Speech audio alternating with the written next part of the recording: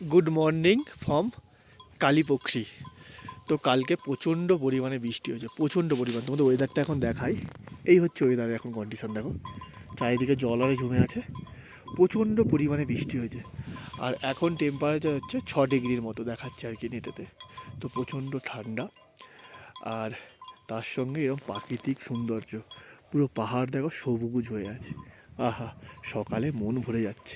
আর ওপরটায় দেখো মনে হচ্ছে বৃষ্টি বা স্নোফল কিছু একটা হচ্ছে। ওপরটায় দেখো পুরো মেঘ পুরো জমে আছে। আজকে আমাদের সান্দাকফু যেতে হবে, অনেকটা, প্রায় 7 কিলোমিটারের মতো ট্রেক করে আজকে সান্দাকফু আমাদের পৌঁছতে হবে। জানি না কি হবে, আকাশের যা কন্ডিশান, মানে যখন তখন বৃষ্টি আসবে। আমরা রেনকোট নিয়ে এসেছি সঙ্গে করে, তো তাও বলছি কি হবে জানি না। আর এই দিকে দেখো ইয়াকগুলো দেখো, গলাতে ঘন্টি টাইপের বাঁধা আছে, ঠং ঠং করে আওয়াজ হচ্ছে। আওয়াজটা ফিল করো জাস্ট, খুব সুন্দর লাগছে দেখো। আর এই হচ্ছে পুরো এখন মর্নিংয়ের ভিউ কালীপুকুরির। আহা, কালীপুকুরির যে লেকটা আছে তার একটু গিয়ে সামনেটাতে সকাল সকাল আমি বেরিয়েছি জাস্ট ভিউটা উপভোগ করার জন্যে।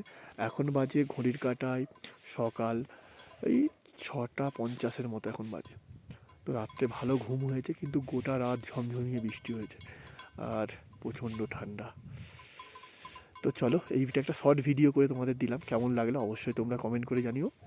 আর যাদের আমার এরকম ধরনের ভিডিও ভালো লাগে, ট্রাভেল ব্লগ বা ট্রেকিং টাইপের, তো তারা প্লিজ আমার এই পেজটাকে তোমরা ফলো করে নিও।